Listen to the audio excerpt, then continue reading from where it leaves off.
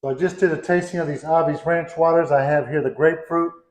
And after tasting the grapefruit, I was like, I know what I need to do with this one. So we're going to put it in our well goddamn mug. Available on my website. Icy, because I had these in the freezer. Then we're going to get that Zambu. Oh, this one's new.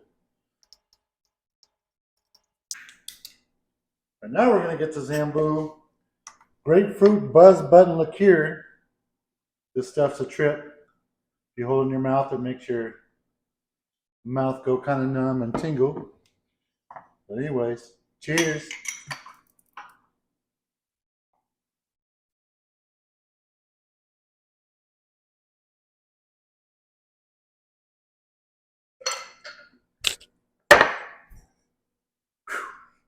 Well, goddamn.